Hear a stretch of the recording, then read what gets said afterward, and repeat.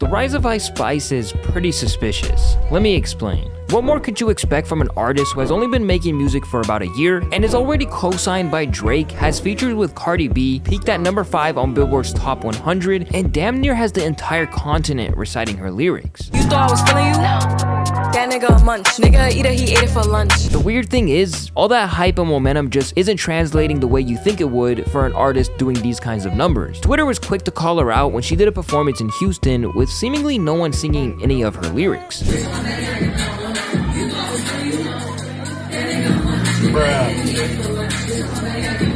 On top of all of this, she doesn't even have 10 official songs on her catalog yet made a hit single so explosive, she's more searched up than these guys. Could it simply be because of simps? Do people really like her because she's one of New York's best drill rappers? Or is there something much deeper going on? Well, to understand that, let's briefly talk about industry plants. For those who don't know what that is, let me make it very simple for you. Plenty of artists in the world want to be the next big star, and labels want to be the one who find them so they can be the ones who cash out on the prize. The problem is, it takes way too long to do that. And there's a much easier way. In fact, many artists we all know and love today are artists who had major labels backing their movement, but presented themselves as a homegrown startup label to create a pseudo-organic following. They basically act as if things are randomly happening for them, solely based on their talent. Yet they use paid ads, flood social media outlets, and even pay a bunch of TikTokers to use their songs in some of their videos. This is a low risk / high reward situation for labels looking to build the next big star. And when you present someone like Ice Spice, who is already gaining some momentum with a very high sex appeal, it's a no-brainer to put some money behind her. With that being said, people have been eagerly trying to figure out where the hell Ice Spice spawned from, and if this is just another one of the media stunts. And I'll be the first to tell you that something is suspicious. Although Munch was a banger, its success was a little too meteoric. One Reddit user questioned how she was able to be featured on New York Times' article, while others pointed to the fact that she landed a spot on major Spotify playlists among other elite rappers in the game. She's a light skin with a fat ass, and not to mention she has someone behind her with money that's doing a lot of shit for her. Sex sells. I won't listen to her music, but I'll watch her jiggle. She probably fucked someone with connections weeks ago. Ice Spice denies all rumors that point to her being an industry plant and claims that her rise was completely organic. So let's take a deeper look. In March 2021, Ice went viral for the very first time, and it was way before she ever made a song. It was after she posted a video on TikTok doing Erica Banks' Buzz It challenge. At the time, she claims to have already been thinking of doing music and was already talking to a main house producer, conveniently, by the name of Riot. After going viral, she dropped 4 more tracks and was able to get significant buzz pretty quickly. This actually raises my eyebrows a little bit because I'm sure we've all stumbled onto popular TikTokers who promote their music like crazy but don't really see any success out of it. However, Ice Spice managed to somehow decode the system and landed a number 5 Billboard hit in return. When asked about how she felt about people calling her an industry plant, she claimed, "I know what it took me to get here, and I know how much work I'm putting in. I truly feel like they know I'm not a plant, and I think they just say stuff like that because they're mad that I'm going up faster than their fave. I would say stream your fave more." And despite there being a lot of truth to the statement, there's definitely more to it that I believe she's not shedding any light on, and rightfully so, since it would be detrimental to her career. Stay hydrated.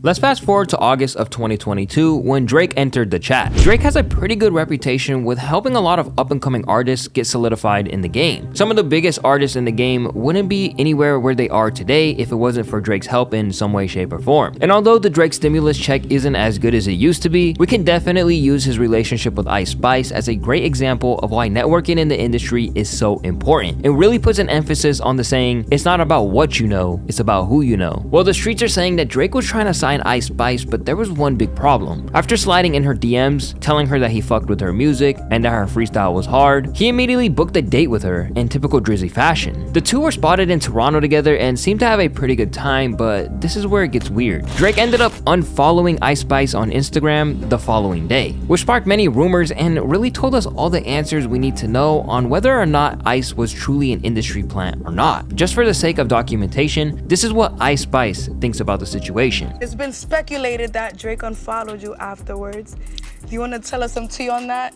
He did. I don't know why though.